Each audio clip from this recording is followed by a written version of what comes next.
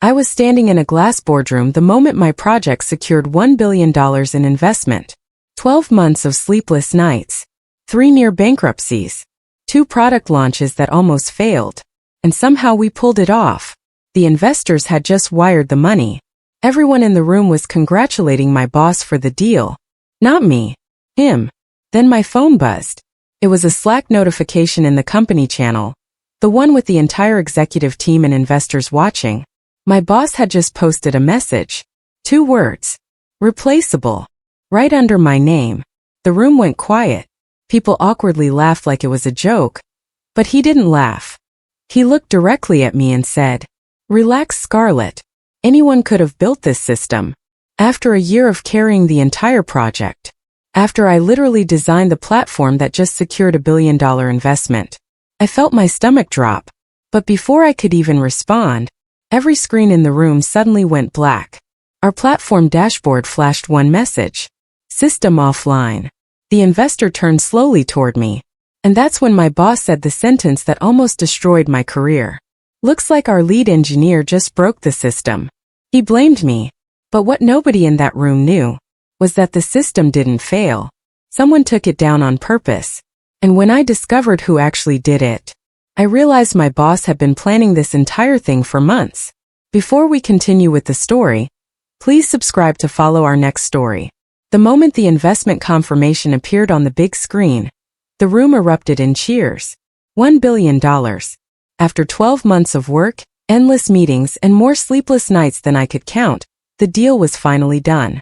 I stood near the end of the long glass table in the boardroom, trying to catch my breath while investors shook hands and clapped. My phone buzzed. I glanced down at Slack. My boss had pinned a message in the project channel where the whole team and several investors were watching.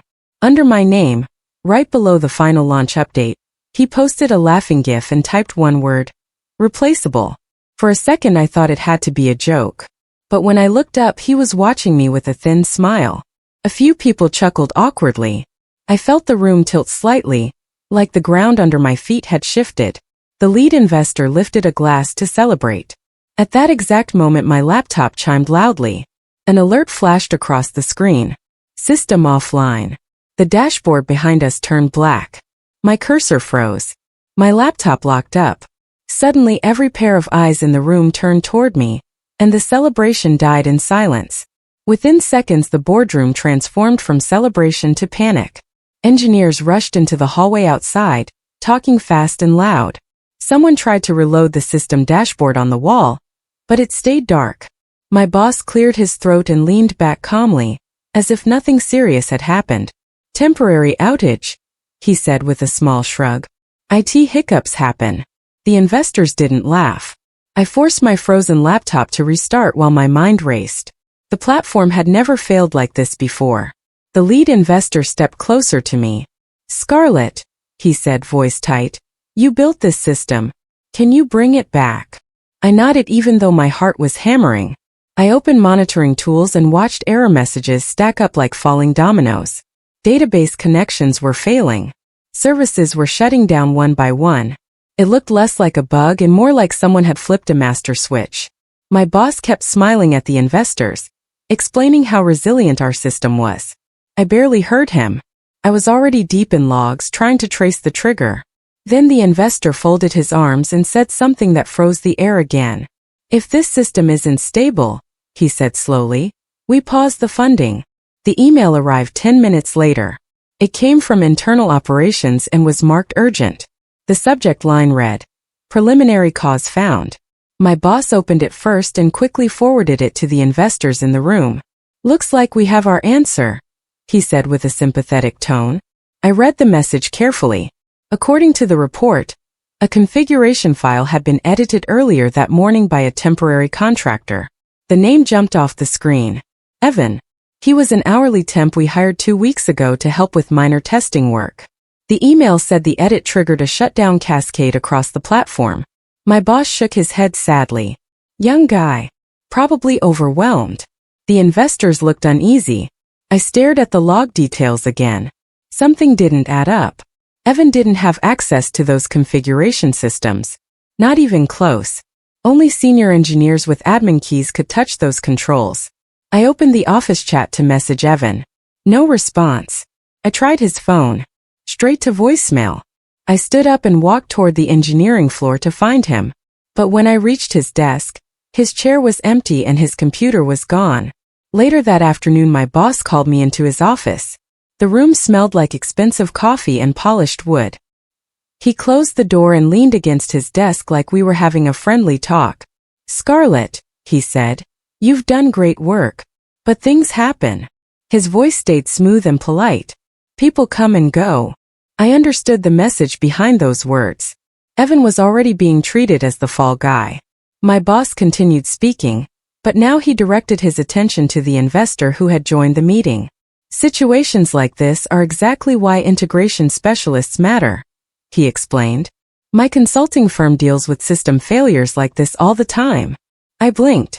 I knew about his consulting company, but he rarely mentioned it in front of investors. Now he described it like a rescue service waiting on standby. "If the platform needs emergency stabilization," he added, "my team can step in." The investor raised an eyebrow. "Really?"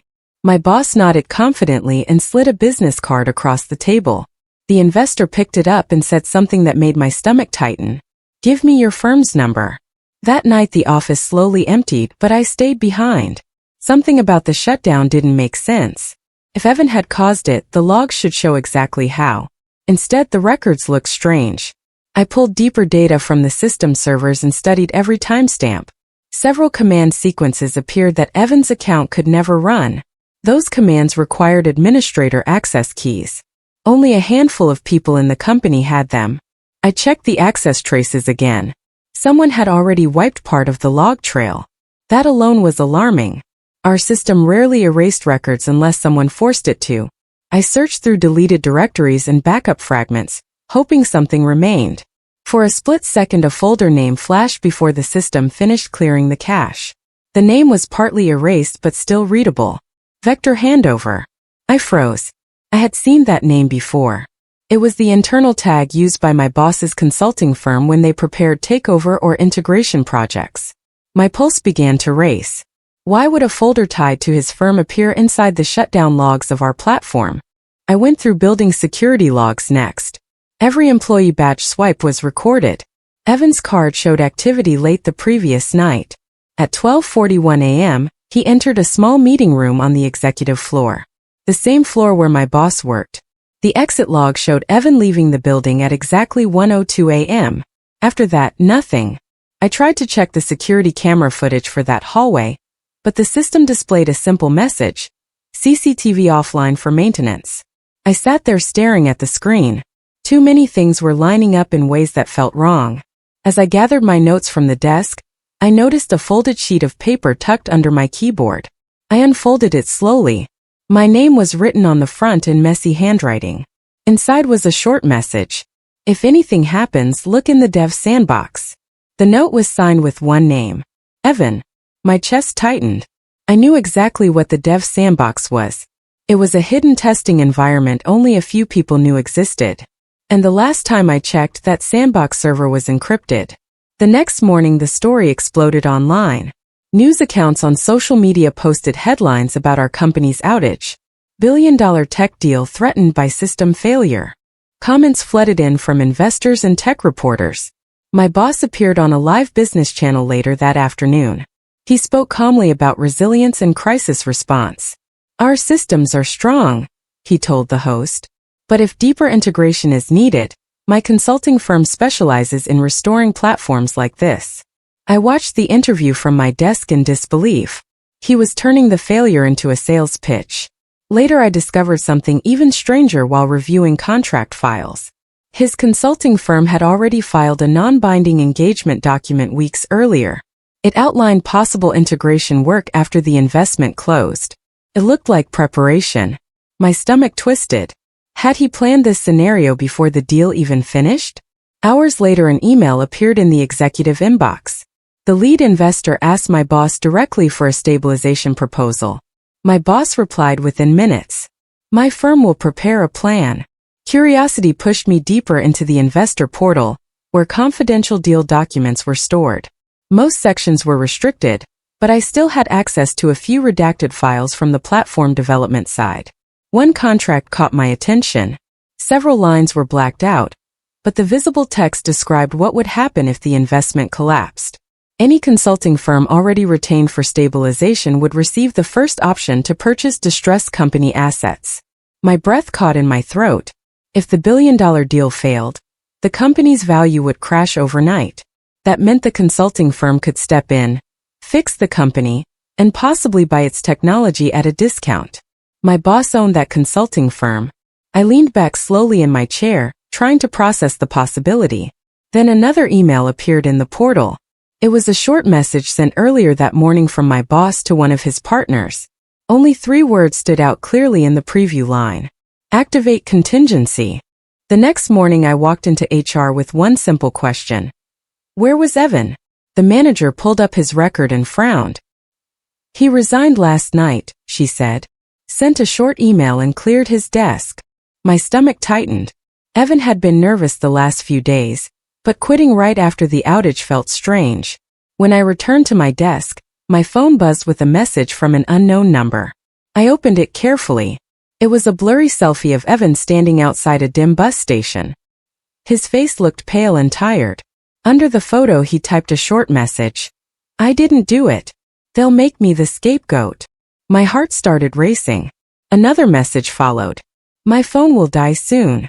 I stared at the image again and noticed something odd. Evan held a folder under his arm. The logo on the corner was small but clear. It belonged to my boss's consulting firm. I quickly typed back asking what really happened. The typing bubble appeared, then vanished. No reply came. I sat there holding the phone, realizing something terrible. Evan wasn't running away because he was guilty. He was running because someone wanted him gone. Instead of confronting my boss right away, I did the opposite. I stayed quiet. The louder he talked in meetings, the calmer I acted. Inside, I was already planning my next move. Late that night, I copied system logs from secure servers and saved them to an encrypted drive. They showed commands executed long before the outage happened. The pattern looked deliberate, like someone preparing a trap. I sent a coded message to an old friend who worked as a lawyer. Then I drafted an anonymous email to a journalist I trusted. I did not accuse anyone directly. I simply wrote that the outage story being told to the public was incomplete. I attached a small part of the logs that proved administrator commands had been used before Evan even had access. My hands trembled as I pressed send. Hours passed with no response. Just when I began to doubt my decision, my inbox chimed. The journalist had replied with only 4 words. Send proof. This matters. The next clue came from inside the company itself. Someone from the legal department quietly forwarded me a presentation deck late one evening. It looked like an internal strategy document from my boss's consulting firm. I read each slide slowly, my pulse rising with every page. The presentation estimated possible profits if the platform failed after the investment. Consulting fees alone could reach $150 million.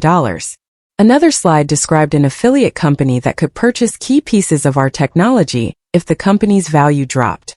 At the bottom of the slide was a note about stock options tied to the company's falling valuation. That meant some partners would profit directly if the company collapsed. I leaned back in my chair, stunned. This wasn't just a small scheme. It was a full financial strategy built around disaster. My phone buzzed again. A message appeared from the lead investor, sent privately. Only one line filled the screen. Scarlett, are we being set up? 2 nights later, someone knocked softly on my apartment door. I opened it and froze. Evan stood there wearing a worn hoodie and holding a small backpack. He looked exhausted but determined. I didn't know where else to go, he said quietly. I stepped aside and let him in. Once inside, he pulled a scratched USB drive from his pocket and placed it on my table. They told me to plant evidence, he admitted. My heart pounded as he explained. Someone from my boss's office had asked him to copy certain files and make small edits in the system. They said it was just part of testing. Later they told him the edits would make it appear he had caused the failure. Evan shook his head while talking, still shocked by the plan. I plugged the USB drive into my laptop and opened the files. The logs inside showed administrator commands run hours before the outage. Someone had prepared the shutdown carefully. Suddenly my monitoring software flashed a warning. The USB file's digital signature was flagged as altered. Someone had tampered with the data. The next morning the journalist published a short article online. It didn't name anyone directly, but it raised serious questions about the outage. The story explained that administrator commands had appeared in system logs long before the temp employee ever accessed those systems. I read the article twice, feeling both relief and fear. Within hours the story began spreading across social media. Reporters started asking questions. My boss called an emergency meeting with the executive team. Standing at the front of the room, he dismissed the article with a tight smile. "Engineers make mistakes," he said calmly. "Sometimes they try to shift blame." His eyes briefly landed on me. "We will not let rumors destroy this company." I kept my face neutral. Inside, anger burned. Later that afternoon I opened my laptop to continue working on the logs. The screen suddenly froze. A message appeared. "Access locked by administrator." My keyboard stopped responding. Someone had remotely locked my system. And the admin account that issued the command was one I didn't recognize. With my laptop locked, I switched to using my home computer that evening. I began digging into public business filings connected to my boss's consulting firm. The deeper I looked, the more tangled the network became. One small shell company appeared repeatedly in financial reports. A week before the outage, that shell company had quietly bought a minority stake in one of our biggest competitors. If our billion-dollar deal failed, the competitor would gain a huge advantage overnight. That same shell company also had the right to bid on our platform if the company's value dropped. I scrolled through the transaction history again. 2 wire transfers had moved into the shell company account just days earlier. The sender names were partly hidden, but one of them looked familiar. It matched the name of an investment partner involved in our main funding deal. I leaned closer to the screen, stunned. Was someone on the investor side connected to this plan too? A private message from the lead investor arrived the next morning asking me to meet him quietly after work. I agreed. We met in a quiet conference room far from the main office floor. He looked tired and frustrated. "Tell me honestly," he said. "Do you think the outage was sabotage?" I hesitated before answering. The data suggests someone planned it. Before he could respond, the door opened and my boss walked in. He greeted the investor warmly and sat down like nothing was wrong. "I hear you're worried," he said smoothly. "My consulting firm can stabilize everything quickly." As he spoke, I quietly started recording the conversation on my phone. My boss leaned forward and lowered his voice slightly. "We can make you whole," he said to the investor. "For a fee, of course." The sentence sounded harmless on the surface, but the tone revealed something else. When the meeting ended, I left with one thought repeating in my head. That recording could destroy him. I sent the audio file to my lawyer friend that same night. He listened carefully and called me back an hour later. "This is important," he said. "In this state, one-person consent recording is legal. You can use it." He suggested I store multiple copies of the file in secure places. Meanwhile, Evan agreed to give a statement if needed. "They tried to buy my silence," he admitted quietly. Apparently someone from the consulting firm had offered him a quiet job if he stayed out of sight and accepted the blame. Evan had refused. 2 days later we arranged for him to meet a regulatory investigator through my lawyer. But the night before the meeting, Evan stopped answering his phone again. I drove past the small motel where he had been staying. The room door stood open. His bag was gone. A cold feeling crept into my chest. Evan had disappeared for the second time, and this time it felt far more dangerous. That night I drove back to the office with a strange feeling in my chest. Evan had vanished again, and the timing felt too perfect. If he was supposed to meet a regulator the next morning, someone clearly wanted him silent. The building was mostly dark when I entered. Only the security lights glowed along the hallways. I headed toward the archive room where physical records and old contract folders were stored. Most employees forgot those files existed, but I remembered seeing one earlier in the week tied to the consulting agreements. The door opened with a quiet click. I scanned the shelves until I found a thick folder with a familiar tag from my boss's consulting firm. Inside were printed notes and contract drafts. One page stopped me cold. In my boss's handwriting it said, If deal fails, affiliate buys assets at valuation X. The number was shockingly low. I snapped photos of the page with my phone. Just as I slipped the folder back, a loud beep echoed down the hallway. An alarm light blinked red above the door. Someone had placed a small tracing device on the archive entrance, and it had just detected movement. The next morning I decided to stop hiding. I called a meeting with the executive board and asked them to review new evidence regarding the outage. When everyone gathered in the conference room, my boss looked mildly annoyed but confident. I placed printed copies of the folder note on the table along with my phone recording. "This shows the shutdown wasn't an accident," I said calmly. I played the audio where he offered to make the investor whole for a fee. His smile faded for a second but quickly returned. "This is ridiculous," he replied. "You broke into archives and stole documents." He leaned back and spread his hands as if hurt by the accusation. Then HR announced an internal investigation into my actions. The board members exchanged uneasy glances. Finally, the lead investor spoke.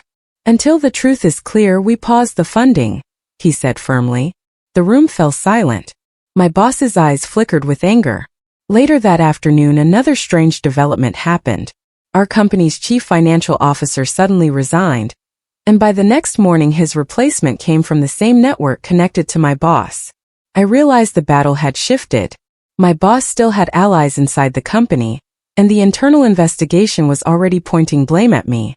So I made a difficult decision.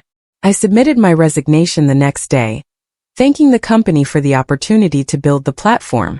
Most people thought I was admitting defeat. What they didn't know was that I had quietly accepted a short consulting role with a competitor. The job allowed me to keep watching events from outside while protecting myself legally. Before leaving, I sent a final message to the engineering team through the company chat. It contained only one line: "Don't trust the cleanup plan." I kept copies of every log file, the USB drive Evan gave me, and the recording of my boss's words. Meanwhile, rumors spread that the investors were close to withdrawing their money entirely. If that happened, the company value would collapse exactly the way my boss's consulting firm expected.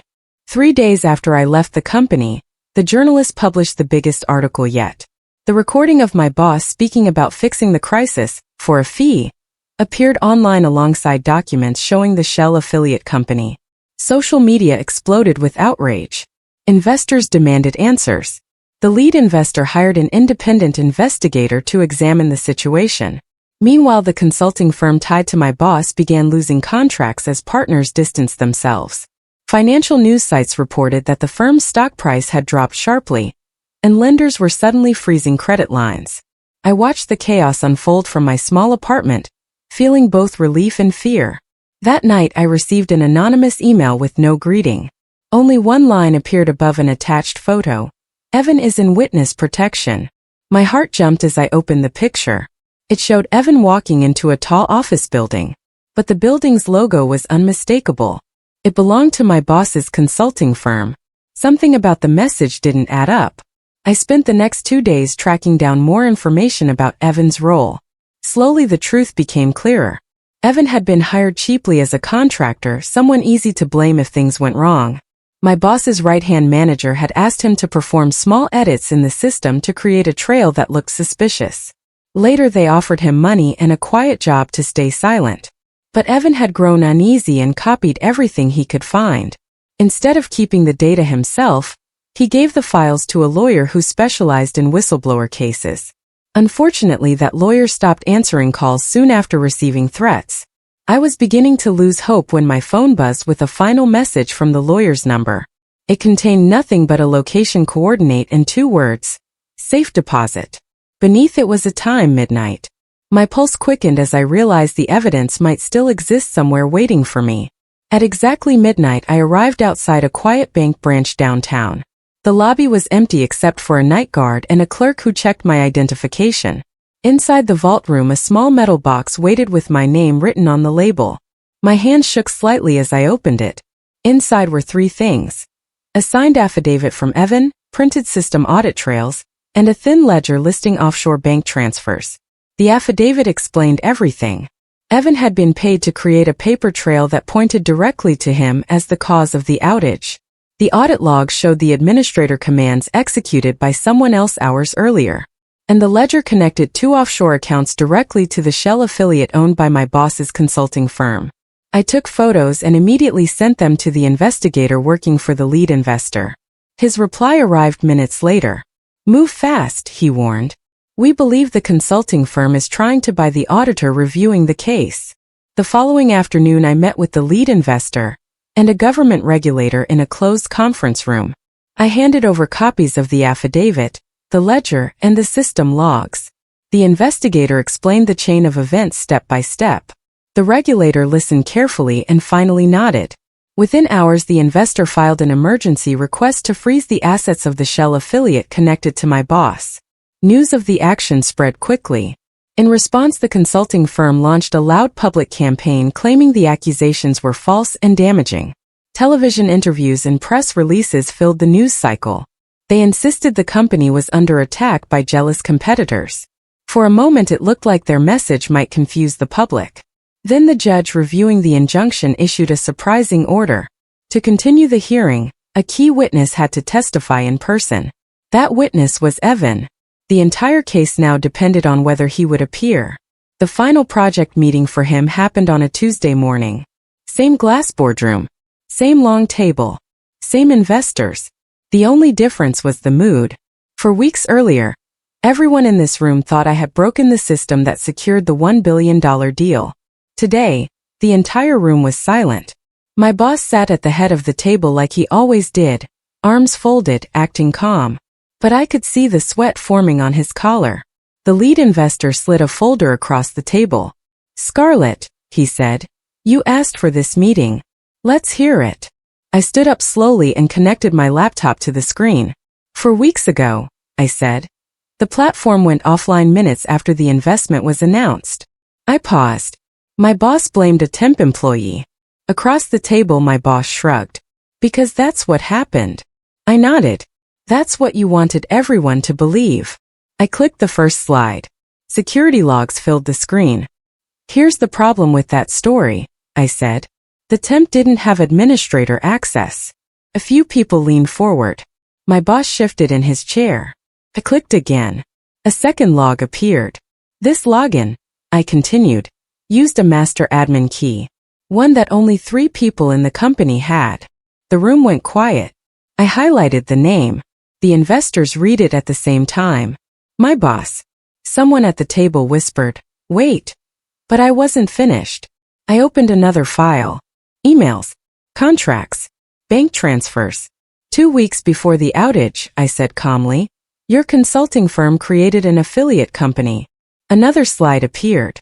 And that company had an agreement ready to purchase our technology at a distressed valuation if this investment deal collapsed. The lead investor slowly sat back in his chair. "So if the platform failed," I finished the sentence for him, "you could step in as the rescue consultant, collect millions in emergency consulting fees, and your affiliate could buy the company assets for a fraction of the price." No one spoke. Clicked one more file. The recording. My boss's own voice filled the room. "If the system fails, they'll need us to fix it. Either way, we win." Silence. My boss's face went pale. He tried to speak. "Scarlett, this is being taken out of." The investor raised a hand. "Stop." The room felt colder. Then the investigator standing near the door stepped forward. "Sir," he said to my boss, "we're going to need you to come with us." For the first time since I'd ever known him, my boss looked small. He turned to me. Actually turned and looked straight at me. "Scarlett," he said quietly, "we can fix this." 4 weeks ago he had tagged me in front of the entire company with one word. Replaceable. I remembered the way everyone laughed. The way he blamed me when the system went down. The way he tried to destroy my career. So I smiled politely and said the only thing that felt right. "Relax." I packed my laptop into my bag. Anyone could have built this system. Then I walked out of the room while security escorted him the other direction. The courtroom was packed the morning of the hearing. Reporters lined the benches while cameras waited outside. My boss sat at the defense table looking tense but determined. When the judge asked for the witness, the doors opened slowly. Evan walked in, flanked by 2 lawyers from a whistleblower protection group. The room fell silent. His voice shook at first, but he told the story clearly. He explained how he was asked to edit system files and later offered money to accept blame. The lawyers presented chat messages and bank statements proving the plan. When the judge reviewed the evidence, my boss suddenly stood up and tried to speak directly to the investor. His confident tone was gone. "We can settle this," he pleaded. "Just talk to me." The judge struck the gavel sharply. "Enough," she said. After a brief pause, she announced a formal criminal inquiry into both my boss and his consulting firm. The courtroom buzzed with shock. Months passed before the final decisions arrived. The regulator fined the consulting firm heavily and barred it from working on any project connected to the investor group again. The Shell affiliate lost its chance to buy the company's technology. Without those deals, the consulting firm quickly collapsed under debt. My boss disappeared from headlines as former partners refused to return his calls. Eventually, I wrote a public report explaining how corporate power can twist incentives and why transparency matters. One evening, an unexpected email arrived in my inbox. The sender name was my former boss. The message contained only one word: help. I archived it without replying. Then I closed my laptop. Later, the investor called me. They reinstated the deal, promoted me to run the platform, and permanently cut ties with my boss's consulting firm. As for the temp employee he tried to blame, Evan now works on my team, full-time. And the message my boss pinned under my name on Slack? The one that said replaceable. It's still there. Except now, the entire company replies to it with the same emoji. A trash can.